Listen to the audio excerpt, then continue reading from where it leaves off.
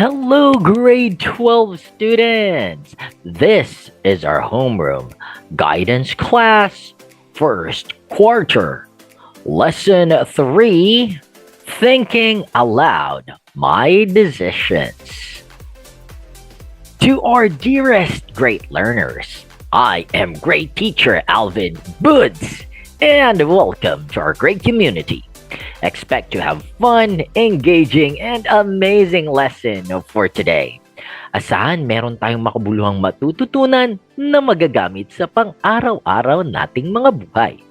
And for you to be updated, do not forget to follow our online platforms, The Great Teachers Academy. And for our lesson, we will be discussing thinking aloud my decisions. In the previous lesson, you learned how to accept others' individuality. Napag-aralan natin na kailangan nating respetuhin ang pagkakaiba-iba nating mga tao. Okay? Ang uniqueness ng bawat isa. It could, dahil alam naman natin na iba-iba tayo ng pinanggalingan, iba-iba tayo ng kultura, paniniwala, relihiyon. But then those differences, or what we call individuality, make us special and unique. We even formulated our personal policies and guidelines to uphold acceptance and respect of people's differences at all time. Now, in this lesson, you are up to another insightful learning episode. You will delve into the decision-making process. Remember that you are free to choose a course of action from among various alternatives. Sabi ko nga last time, kanya-kanya tayo, may iba't iba tayong desisyon sa buhay, pero hayaan natin or i-allow natin ang sarili natin na piliin ang mga desisyong makakapagpabuti sa atin. Sabi nga, however, our choices has consequences, and you are responsible for your own actions. You will encounter some factors that may affect your sound decision making, like past experiences, biases, current situation, setup, and individual differences. So sa pagde-decide, syempre makaka-encounter talaga tayo ng mga iba't ibang bagay o circumstance na makaka-apekto sa ating decision making. Kagaya ng mga past experiences natin, kung ano yung mga napagdaanan natin. Also biases, syempre, 'di ba? Pag mas malapit sa atin yung tao, mas kilala na natin, mas pogi, mas maganda yung iba sa atin, doon tumitingin no? Yung mga biases, current situation, saan ba sila, ano bang status nila, no? Ano nangyayari sa kanila ngayon, and individual differences. Hindi ko siya feel kasi parang iba yung dating niya sa akin. Mga ganong bagay, pero dapat hindi natin hinahayaan yung mga ganong bagay ang makapag-distract o makaapekto sa ating good decision making sa buhay. Okay? So, let's go. Ito ang ating goals and objectives for today's lesson. Ito yung mga inaasahan nating matututunan pagkatapos ng lesson natin. Number 1, identify the factors that affect the right and wrong actions or decisions. Ano-ano yung mga factors na nakakaapekto sa ating pagdedesisyon o sa mga maling actions or mga maling decisions natin, no? Ano yung mga factors na to na nagli-lead sa atin para gawin yung tama o maling decision or actions. Number 2, recognize the tendencies of every individual to make right and wrong decisions. Kailangan i-recognize natin na lahat naman tayo, sabi ko nga in the previous lesson, walang perpekto. Lahat nagkakamali. Kailangan i-recognize natin yun. Hindi naman pagkikita natin sa kaibigan natin or kahit tayo mismo, di ba, nagkakamali tayo? Hindi natin husgan ng sarili natin na basta-basta dahil lang sa isang pagkakamali. Kailangan i-recognize natin na makakagawa at makakagawa rin tayo ng mga wrong decisions in life. Okay? And wrong actions. And we need to recognize that sa bawat individual na makikilala natin o may encounter natin sa buhay natin. And number 3, analyze situations that depict tendencies of making right and wrong decisions or actions. Ano-ano yung mga sitwasyon, mga tendency na pwede ka makagawa ng right or wrong decisions. Paano natin i-analyze yung sitwasyon? At balang araw, malalaman natin kung pag na-experience na natin yung mga wrong decisions na nagawa natin, makakapag-decide tayo ng mas maayos at mas mabuti sa mga susunod na kapag na-encounter natin yung the same problem, no? Na pagdadaanan natin. Okay, so let's go. All right. So before we start our discussion, let me just test your prior knowledge. Are you ready? Let's get started. Remember, you may pause this video so that you will have more time in answering our springboard. Remember, do not cheat. So the title of our activity for today is agree or disagree. Okay. So number 1, I cannot tell my best friend's parents about his smoking and drinking tendency because I will betray his trust. Do you agree on this one or you don't agree with this one? Okay. I should consider the advice of my parents when it comes to choosing my course in college. Do you agree or disagree with this one? And number 3, it is okay to take credit for other people's raw work as long as it serves good purpose. Nag-a-agree ba tayo o hindi? Okay. All right. So on a separate sheet of paper, write agree or disagree on the given situations. Read each statement carefully to make sure that it best matches your option. Okay. So number 4, choosing a career that will employ easily is more practical than pursuing a passion that will take years before getting a good earning. Okay, nag-a-agree ka ba dito o nagdi-disagree? Na practical yung i-pursue mo yung passion mo. Okay, before getting a good earning. Okay, next number 5, the curriculum that you should choose after senior high school should best match the track and strand you are taking. So, tama ba itong pinili mo na curriculum? Or would it affect, no? Kung ano yung pinili mo ngayon. All right, agree or disagree. Okay, so I have my timer here. All right, I will give you 10 seconds to answer this one. Again, feel free to pause the video if you still need more time in answering our springboard. All right, so timer starts now. 10, 9, 8, 7, 6, 5, 4, 3, 2, 1. Okay, that was awesome and great. Let's continue.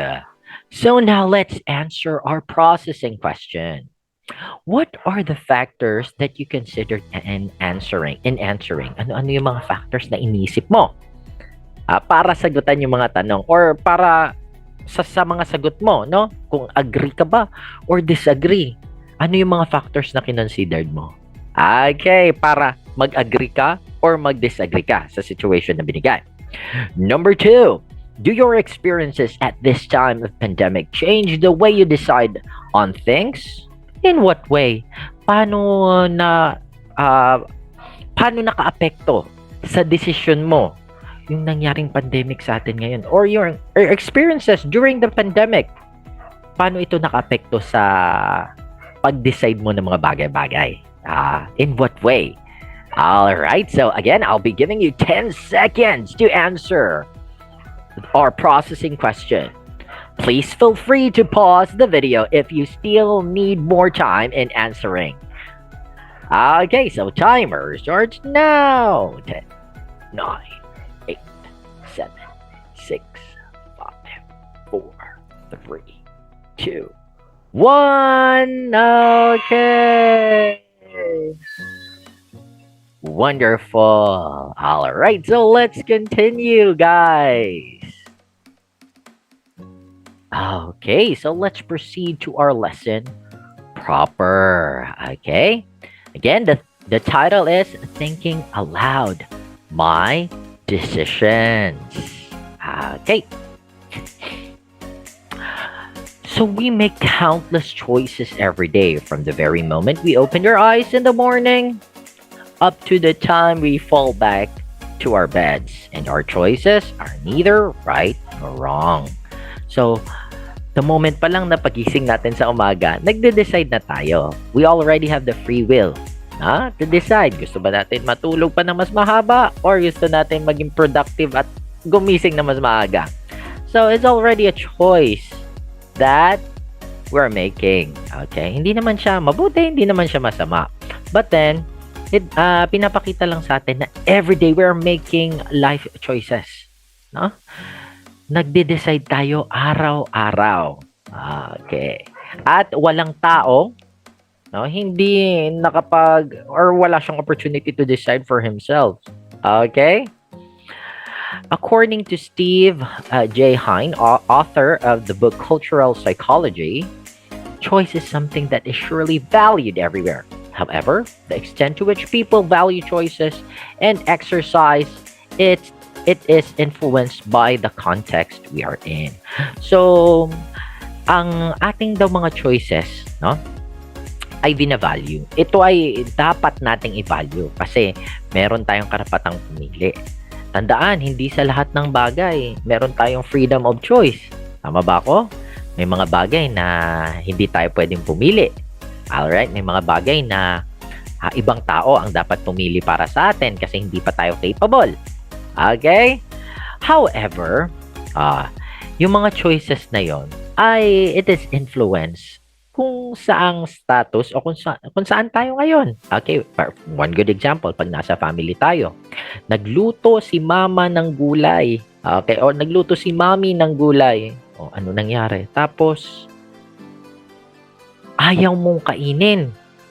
O, magdadabog ka, magagalit ka kasi gulay yung ulam? Hindi, you don't have any choice. Bakit? Kasi, prepare yan ng mami natin sa atin. Okay, at dapat nating kainin yan kasi pinaghirapan niya yan. We may have a choice not to eat it. Okay, pero wala tayong choice para mag-decide, no, ng uulamin. Pwede tayong mag-suggest sa mami natin o sa daddy natin, mami, gusto ko ganitong ulam. Pero yung tayo magsasabi, hindi, gusto ko talaga ganito yung feeling entitled tayo. Na, gusto ko, ngayong araw na to, lechon. Kinabukasan, gusto ko kare-kare. Sa susunod na bukas, gusto ko tinola. Hindi tayo pwedeng mag-ganon, di ba?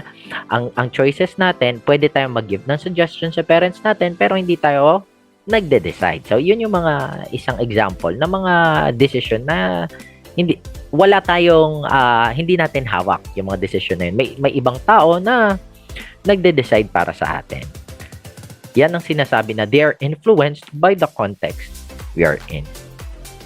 More choices are available to individuals acting alone than to those who are a part of independent group of people. However, the limits of their choices are likely not experienced as aversive when individuals share the same goals as their group.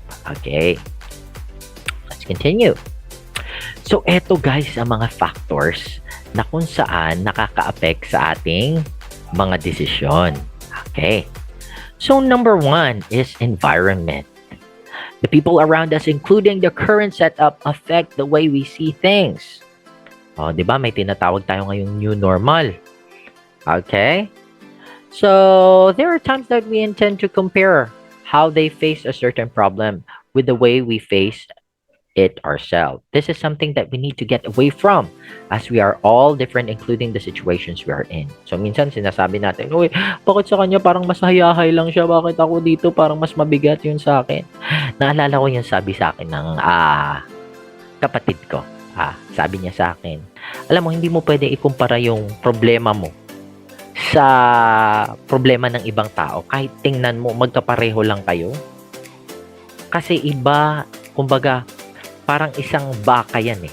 Iba yung bigat ng sungay ng baka ng dinadala ng baka. Iba rin yung bigat ng sungay na tinadala ng isang kalabaw. Magkaiba yon. Pero pareho silang sungay. Hindi mo pwede sabihin na, ay parang mas magaan yung sungay na dala ng ng kambing. Oh. Pero para sa kambing, yung sungay na yun, mabigat na yun para sa kanya. So, ganun din tayo. Hindi natin pwede kumpara yung sarili natin porket magkapareho tayo ng problemang pinagdaraanan, pero magkaiba naman tayo ng mga sitwasyon sa buhay o estado sa buhay. Kagaya nga ngayon, yung pandemic, sabi natin, kaya yan, no? Okay lang yan. Para, okay lang yan na nandito lang sa bahay para masaya, no? Computer lang. Minsan para sa atin okay lang, pero yung environment ng iba kagaya ng mga sobrang hirap talaga sa buhay, yung walang-wala, yung kapos, yung salat. Oh, nasa bahay lang sila, walang makain, hindi makadiskarte kasi, 'di ba? May mga times dati nung nag-lockdown na hindi ka talaga makapag-diskarte ng pagkain. So hindi pare-pareho. Pareho tayong na experience na pandemic, pero hindi lahat magkakapareho ng bigat. Tama. Yan. Pareho tayong dumaan sa pandemic, pero hindi lahat ay kasing palad natin, no? Na may nakakain sa pagkainan, may mga magulang pa na nandyan nag-aaruga sa atin, no? Yung iba walang-wala talaga. At kapag nawalan sila, walang-wala talaga. Walang makain, gutom. Kaya iba-iba man tayo ng pinagdadaanan, pero hindi tayo pare-pareho ng environment. Next one is experiences. Our past encounters with people are a result of our decisions. Kaya bago tayo mag-act, kailangan mag-decide tayo today. Piliin natin ang tama. One good example is that if you have proven that a certain person should not be entrusted with your secrets, then you won't entrust him or her the confidential matters that you have. Kagaya niyan, may mga kaibigan tayo na akala natin kaibigan natin, mag-share tayo ng secrets and all, tapos malalaman natin kinikwento pala sa ibang tao. Pag nalaman mo na ganun, huwag ka na magkwento. Okay? Ibig sabihin, hindi mapagkakatiwalaan yung mga taong yun. O, iyan yung mga base sa experience, di ba? Dahil na-experience mo yon, ang tendency naman sa atin, hindi na tayo nagtitiwala sa ibang tao. Kino-close na natin yung doors natin sa ibang tao, which is mali. No? Let us still open our doors. Kahit yung mga experience natin ay bad, let's be open-minded. Sabi ko nga sa previous lesson, kailangan open-minded tayo. Hindi lahat ng tao, kagaya ng tao na nanakit sa'yo, kagaya ng tao na hindi mo pinagkatiwalaan kasi may nagawang masama sa'yo.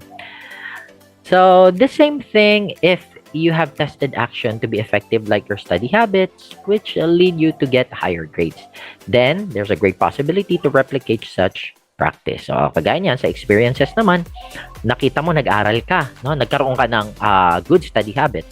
Therefore, mas base dun sa experience mo, makakapag-decide ka, ay, kailangan ko pala ng good study habits sa susunod na school year para mas lalo akong tumalino at mas mataas, ma-achieve ko yung academic goals na gusto ko.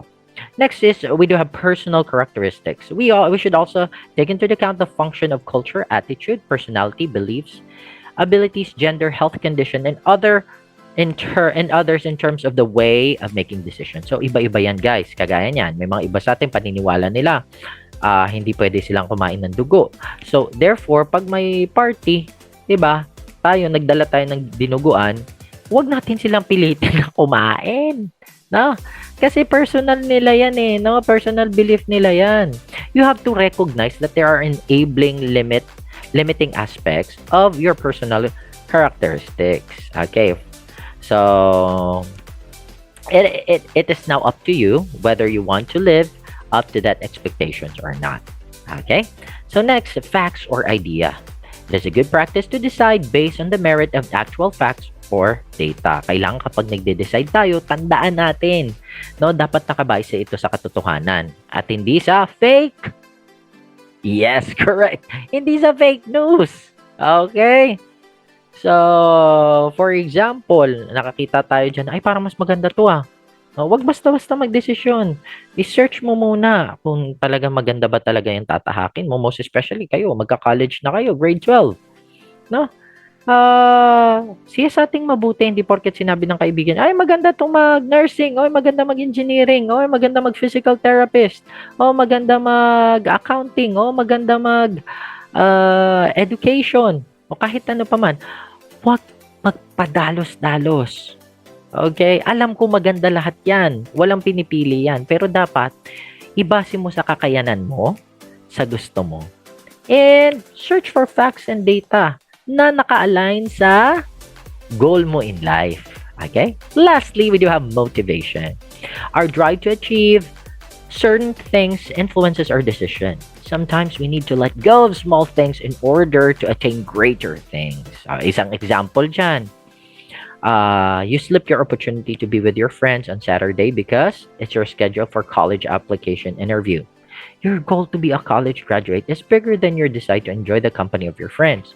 So, you opted to be at the interview. Okay? So, isang example din, kailangan mo ng scholarship. No? May nag-offer ng scholarship. On Monday, kailangan kumuha ka ng exam. Monday, nagkayayaan kayo ng mga tropa mo na may tournament sa ML. Okay, local tournament sa ML. Anong gagawin mo? Mag-ML ka? Sasayangin mo yung opportunity for scholarship? Okay.